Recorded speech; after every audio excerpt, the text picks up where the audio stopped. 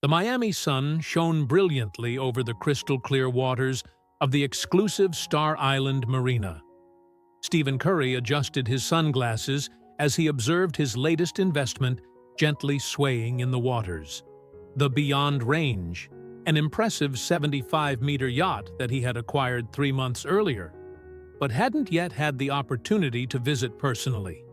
Wearing khaki shorts, a faded gray t-shirt, and a simple cap pulled over his eyes, Curry looked like just another tourist appreciating the luxurious boats. This was precisely the intention. After an exhausting NBA season, he yearned for a few days away from the spotlight, cameras, and expectations. "I'm going to take a look without prior notice," he explained on the phone to his financial manager while walking along the dock. "I want to see how things work when nobody knows I'm around." Approaching the yacht's gangway, Curry noticed the commotion on the deck. Uniformed staff moved hurriedly, carrying elaborate floral arrangements and boxes of champagne. Clearly, preparations for some event were underway. A robust man with a headset blocked his passage before he could step onto the ramp. "Sorry, sir. Restricted area. The yacht is being prepared for a private event." "Actually, Curry began, but was interrupted.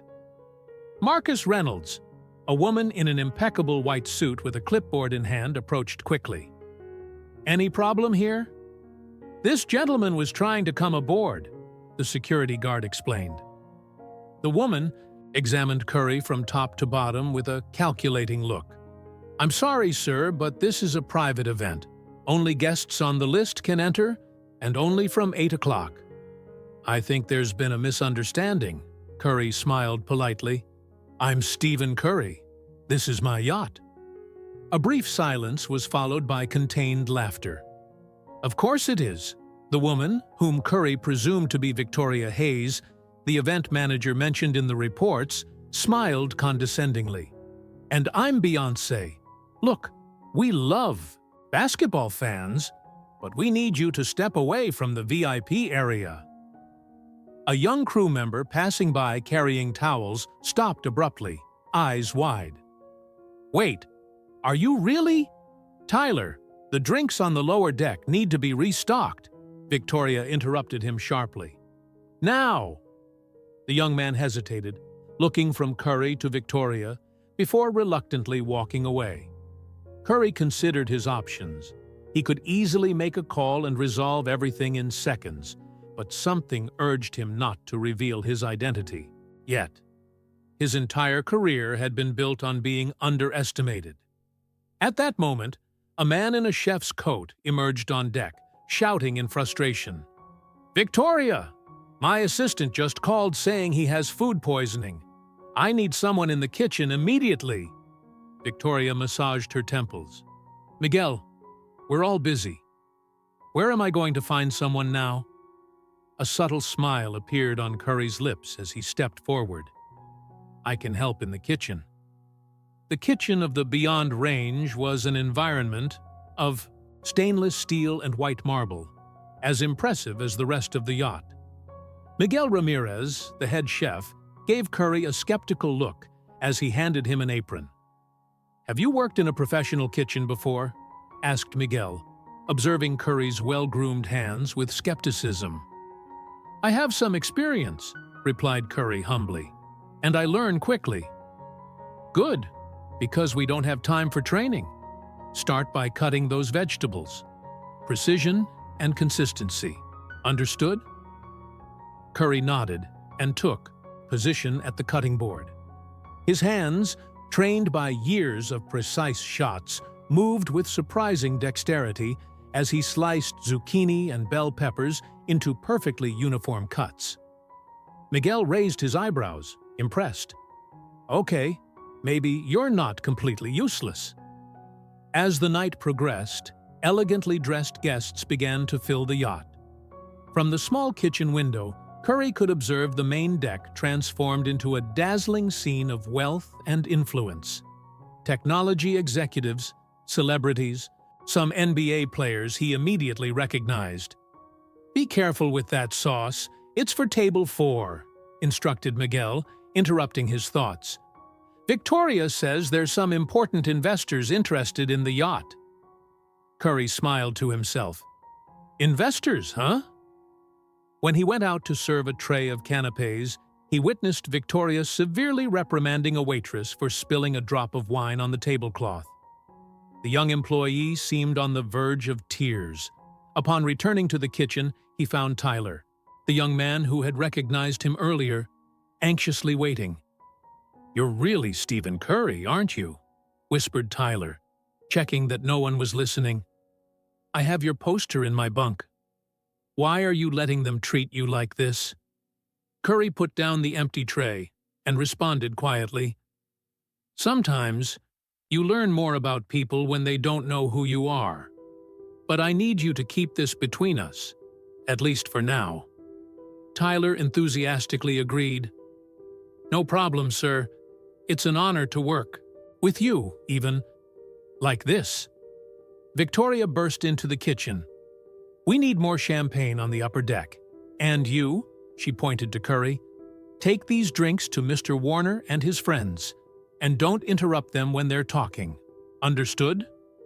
Curry obediently headed to the indicated group.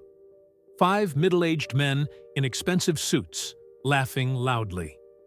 The tallest one, with perfectly combed gray hair, dominated the conversation.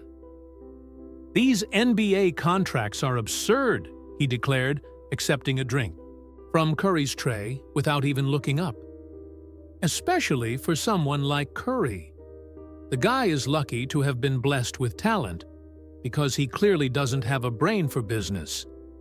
The others laughed obediently, while Curry remained impassive, serving the drinks. "You know, Richard," commented one of the men, "I heard Curry is the owner of this yacht. Have you seen him around here?" Richard Warner snorted disdainfully. "I doubt he knows how a boat like this works. He probably just signs the e-buy, checks his advisors put in front of him." Curry discreetly moved away, containing a smile.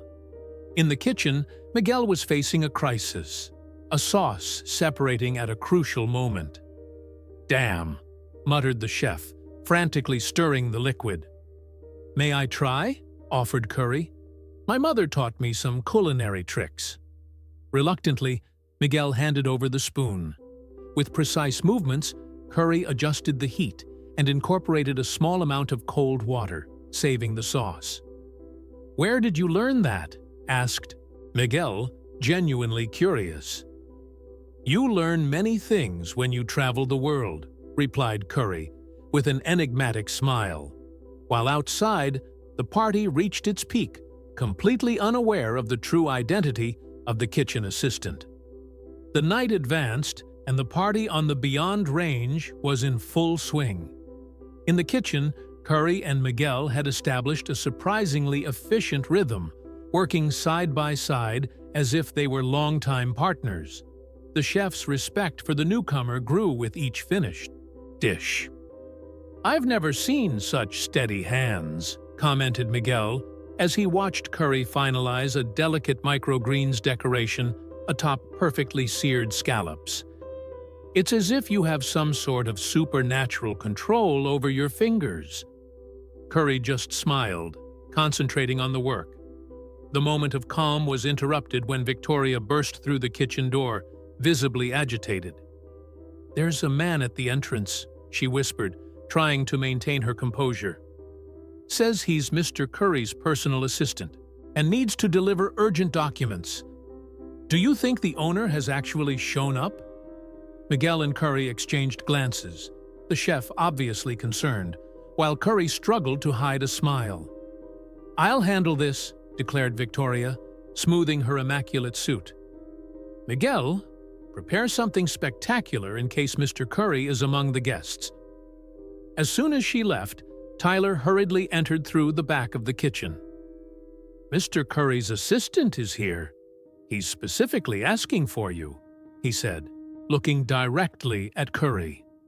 Outside, James Wong, Curry's ever-efficient personal assistant, maintained a neutral expression as Victoria escorted him across the main deck, introducing him to various important guests in the hope of locating the mysterious owner among them. James, sensing the situation, deliberately prolonged the search, observing the manager's behavior. "Perhaps Mr. Curry is on the upper deck?" he innocently suggested, as Victoria became increasingly nervous. At that exact moment, Richard Warner entered the kitchen, his face red with irritation. "Who is responsible for this dish?" he demanded, holding a plate of risotto only half-eaten. "It's completely—" He stopped suddenly upon meeting Curry's gaze, a vague sense of recognition crossing his face before being quickly dismissed. "I'm waiting for an explanation," he continued, directing his frustration at Miguel. "And I need to speak with the owner about the quality of food served on his yacht." "I am responsible for the risotto," Curry responded calmly, removing his apron. "And as for the owner—" At that instant, James Wong entered the kitchen, followed by Victoria. "Mr. Curry, I finally found you," said James with complete naturalness. "We have those yacht documents that need your immediate signature." The silence that followed was absolute. Victoria visibly paled. Miguel dropped the spoon he was holding. Richard Warner looked as if he had seen a ghost, his face going from red to white in seconds. "You," stuttered Victoria. "You're really—" "Stephen Curry," confirmed James, "owner of the Beyond range and, apparently, also a talented kitchen assistant." Curry extended his hand to the shocked Richard Warner. "I believe we were discussing the quality of the food, and something about me not having a brain for business?" The air in the kitchen remained dense for a few seconds.